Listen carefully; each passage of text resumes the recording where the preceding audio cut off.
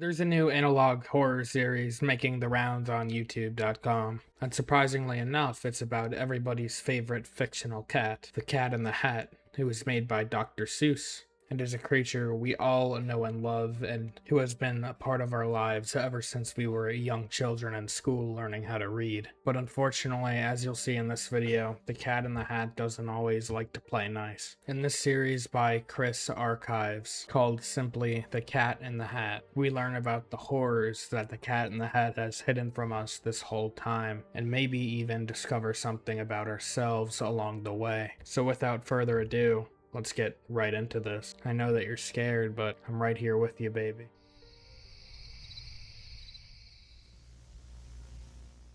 The first thing we see when the first video starts is a title card simply reading "The Cat in the Hat" before his face flashes abruptly on our screen. The first shot is of a camera panning towards a house, inside of which we meet Emily, her mother, and her father. Emily's mother explains that her and the father are going somewhere, and that Emily is going to have a babysitter for 2 nights. Her father tells her to call if she needs anything, and warns her not to open the door for anyone. Emily's still nervous, but her mother assures her that they will call her when they get there. So I already have a question for the parents of this girl. How come you don't just wait until the babysitter gets there to take your departure? You said to your daughter that she would be there in a few minutes anyway, so why not stay in case, God forbid, something happened to the babysitter? And I'm sure that if the parents actually did that, then none of what happens next would ever have happened. The camera then cuts to a shot of a door, and suddenly the Cat in the Hat reveals himself by opening it. This is despite it being locked, which doesn't make much sense to me, but I'll brush it off for now. We might find out how he's able to do things like that later in the series after all. He greets Emily and tells her that they're going to have a lot of fun. Emily tries to explain to him that her parents told her not to talk to strangers, but the cat assures her he's friendly, and he also says that the babysitter had an accident, so he's there to cover for her. Besides, a cat is better than a babysitter anyway, according to him. Anyway, he eventually convinces Emily to let him inside so that they can have some fun.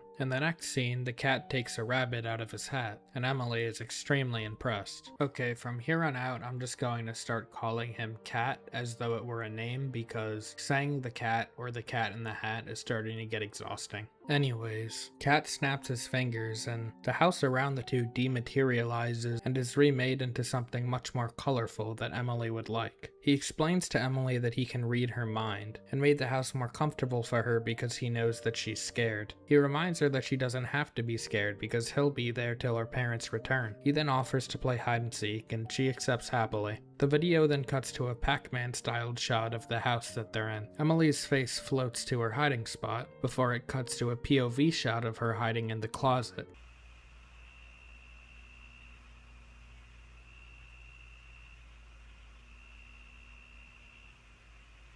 Come on, you have to hide better than that.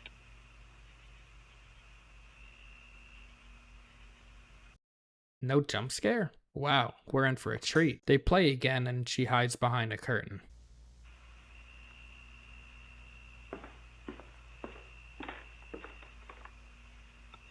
Oh no, try harder next time. This time, Emily decides to hide in her bedroom, but right before we get the POV shot, a dark red filter covers the screen. She's found again like usual, but this time the Cat in the Hat seems just a little bit off.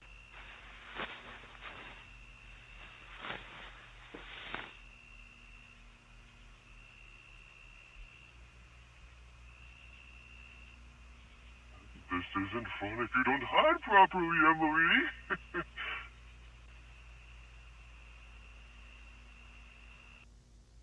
In the next scene, Emily suggests the two play Simon Says, and Cat offers to let her be Simon. She gives him some simple demands like touching his hat, having him hop on one foot, and she even gets him to pull a rainbow cat out of his hat. Eventually though, she tricks him into singing without her saying Simon. He then says this.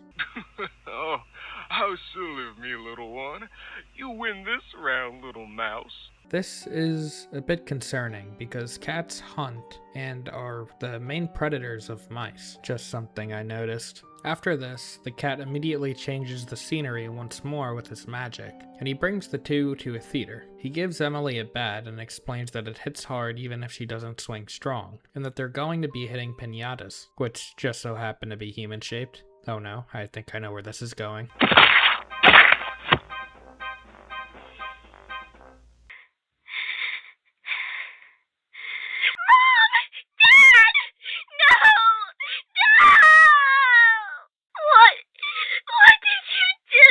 Surprise! I knew you missed them so much. I brought them back so you could play with them. Isn't it wonderful? You're a monster!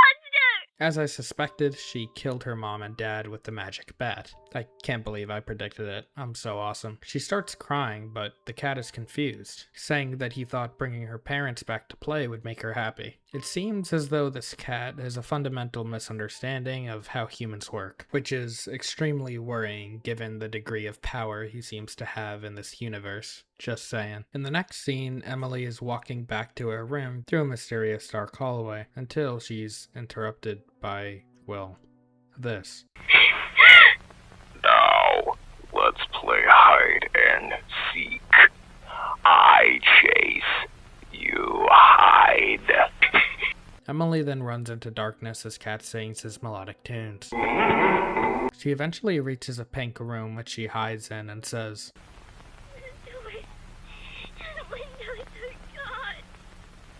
"Huh, I don't know what that means, but something tells me we'll know in a bit." Emily then calls 911 and the convo goes, well, pretty weirdly to say the least.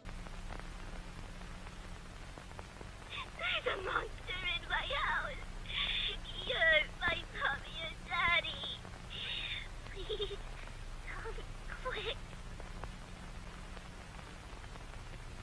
Emily Smith.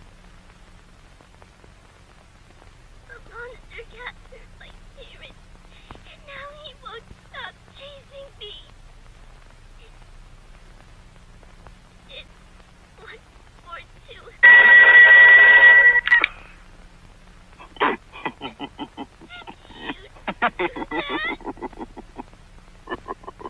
Let's play something else, little mouse. A simple game. Rock, paper, scissors. Okay, I just need to pause real quick and acknowledge how much of a master class in horror that was. The power scaling just went up infinitely. We don't know what this cat can do now. He went from just being a malicious figure to someone who bought this girl into his own dimension where he literally controls everything. He'd be most akin to, on the power scaling level right now, to the old man SCP who drags people through portals to torture them, as well as Void from that one anime, who is like the controller of everything. So I don't know how this guy's gonna be defeated, but I guess we'll just have to find out. But yeah, turning that phone into a toy and then her turning around and seeing him, possibly one of the scariest things I've seen in analog horror. Anyhow, after Kat absolutely destroys Emily in rock, paper, scissors, I mean, she was just outclassed completely. She honestly might be the worst rock, paper, scissors player I've ever seen, I won't lie. As a consequence for losing the match, Kat brutalizes her and we see blood spill onto the floor. And after he's done absolutely just pummeling this little girl, he opens up a portal through the window that I assume she was talking about before when she was muttering to herself in the pink room. I suppose that's how she actually entered this dimension of his, and he offers her a chance to go through it, telling her that she'll even get to see her parents again. She leaps through it out of desperation, and the following scene plays out, which will only make sense after knowing the context of the next video, so I'll just play it for you guys.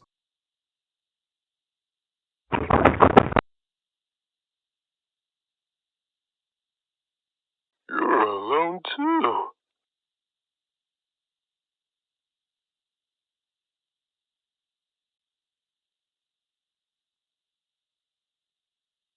I don't know if the cat was talking to us or its next victim there, but whatever. This first video serves as the perfect introduction for who the cat actually is. He isn't the wholesome cat in the hat that you're used to from the books. He is somebody who deliberately disguises himself as somebody who appeals to children in order to manipulate them and eventually kill them in the brutalest way possible, whether that be for pleasure or because he has to fulfill some kind of prophecy in this universe. I'm not sure, but what I do know is that we absolutely cannot trust him and his games, and that parents most of all need to be vigilant and constantly monitoring their kids in this universe. Or I shouldn't say that. Even in the universe that we are from, children need to do a much better job of monitoring their children as it is.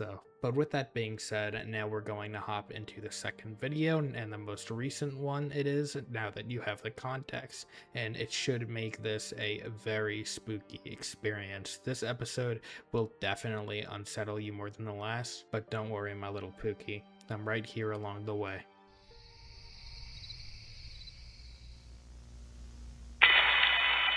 The video opens with a news report explaining that Emily has died because of the window she fell out from the last video. Oh, so the cat lied. No surprise there. The bodies of both of her parents were also found brutalized, and a few blocks away, the babysitter Sarah was also found dead. The reporter then goes on to explain that cases like these have been happening all over the country, and the police think this is caused by the same lone, undetected killer. She tells the viewer to be on high alert and not to hesitate to call authorities before the new main character of this video turns the TV off, saying, "Again? Oh my god." The next shot reveals her to be the mother of a small boy. She tells him that it's late and that he needs to go to sleep. After some complaining, he agrees to do so, but only after she checks under his bed for monsters. She does, and this happens. Of course I will, but there's nothing, okay? Mom?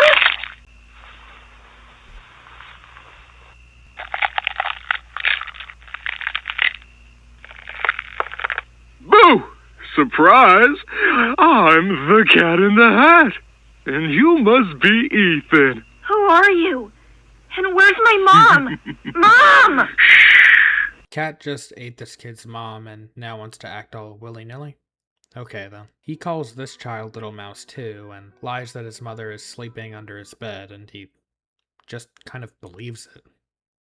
What an idiot. Cat asks what to play, and the boy says that they can play anything. After this, it cuts to the two playing red light, green light. This is a really eerie sequence with the cat slowly inching closer every time it says green light and the lights are out, with the lights turning back on when it says red light. It's like a minigame from FNAF 4 or something.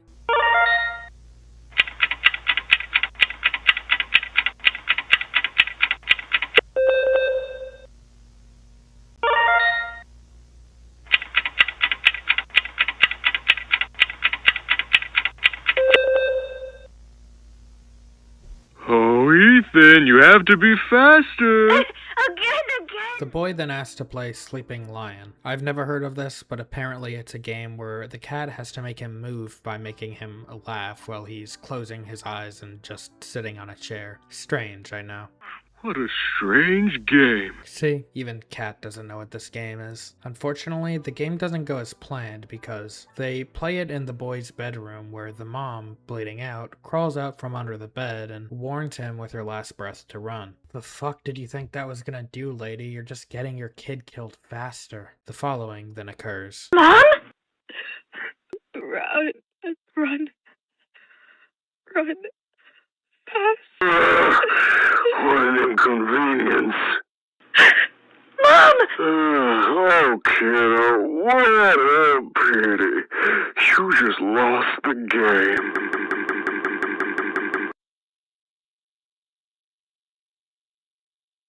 Mom? Oh, you're nicely seated and ready for the show! And now, the one and only Thing 1 and Thing 2!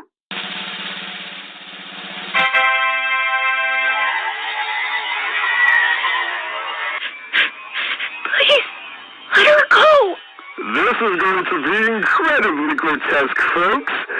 So, shall we tone it down just a little for the audience? We wouldn't want any trouble now, would we, little mouse? Come on, little ones, it's dinner time!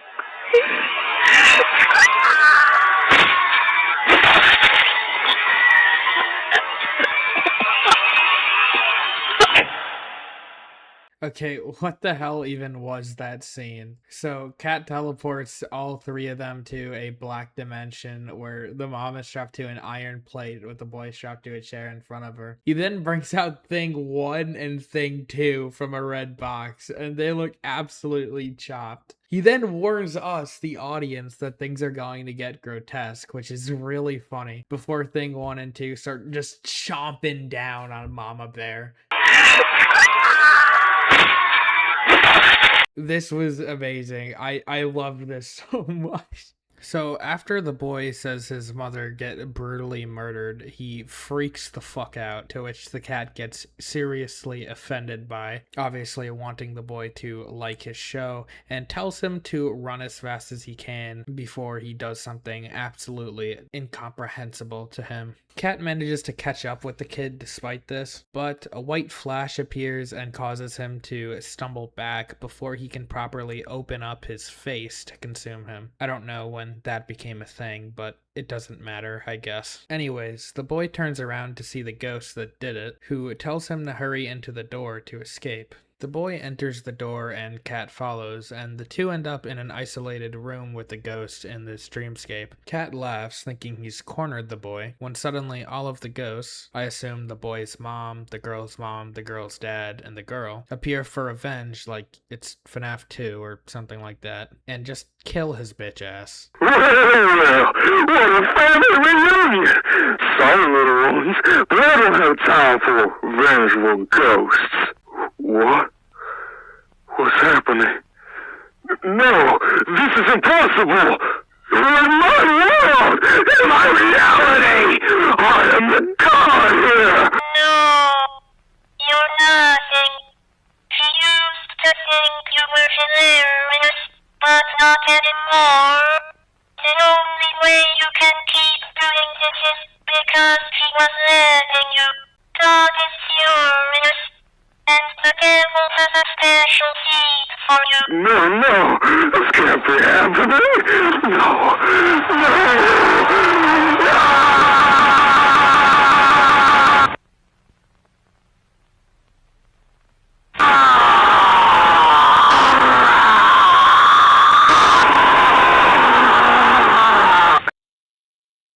After that whole ordeal, we get a newspaper about the aftermath that reads, "Suburban Nightmare. Mother brutally murdered. Serial killer link suspected." Local authorities made a horrifying discovery late Tuesday night after responding to a flurry of 911 calls from terrified neighbors reporting blood-curdling screams echoing from a quiet suburban residence. Upon arriving at the scene, responding officers found 10-year-old Ethan Myers standing alone in the middle of the street. The child was reportedly weeping hysterically and in a state of severe clinical shock. What investigators found inside the Myers family home has been described by seasoned detectives as a verifiable house of horrors. The boy's mother, Mrs. Maya Myers, was discovered deceased inside the property, in a scene described as unfathomably brutal. Police reports indicate the victim was found securely bound to a heavy steel table. Authorities have confirmed Mrs. Myers had been partially devoured, leaving her remains almost entirely unrecognizable. Law enforcement is currently operating under the chilling theory that this heinous act is the work of the same elusive serial killer responsible for the recent string of tragic child disappearances and murders across the county, most notably the highly publicized abduction and death of young Emily Smith. As the community reels from this unprecedented tragedy, the police department is issuing a dire warning to all residents. Families are strongly urged to exercise extreme caution. Parents are advised to keep their children indoors after dark, ensure all windows and doors are securely locked, and report any suspicious activity immediately. The killer remains at large, and police are urging anyone with information regarding the strange hat or the events of Tuesday night to come forward immediately.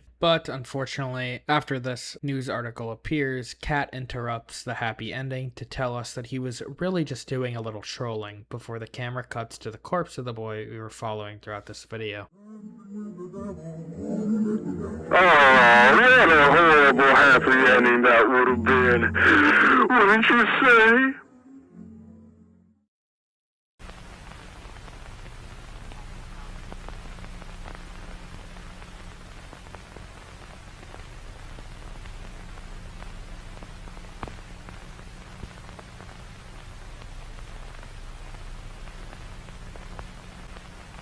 Now, I have a few theories to go over with you guys before we end this. The first one is the events before Kat's interruption actually happen. So the ghost thing, him burning in hell, actually do happen, but Kat rewinded it because he's in control of the entirety of space-time in the universe which he occupies. This is further corroborated by the fact that he frequently breaks the fourth wall and speaks to us, knowing he's in an analog horror series. This is going to be incredibly grotesque, folks. So, shall we tone it down just a little for the audience? Number 2. Kat might be the devil of this universe. Not only is this corroborated by the fourth wall breaking and reality bending we discussed earlier, but he also has incredible supernatural abilities like telepathy when he reads the girl's mind, how he's able to change the physical atmosphere he's in any time to any place is seen in both vids, where he brings both the little girl and the little boy and his mother as well into his different sort of hell dimensions. He also primarily goes after young, vulnerable children. Easier to tempt into playing his games, perhaps. He also has a true form which he chooses to reveal from time to time, and it looks terrifying. But when he's not in his true form, he looks like a wholesome chungus, so... But yeah, guys, that's really all from me. That's what I got for you guys today. Hope you guys did enjoy my narration and my analysis of the new Cat in the Hat analog horror series. I really hope that more episodes of this come out. I'd love to do deep dives into them. This has been extremely fun for me. And I'll link down below the original video so you guys can subscribe to the guy who made this. And yeah, leave your theories down below as well. Let me know what you guys thought about this series. Recommend me any other analog horror series you'd recommend I look into. Be sure to like, subscribe, and God bless you guys. Jesus loves you. Have an amazing day. See you later.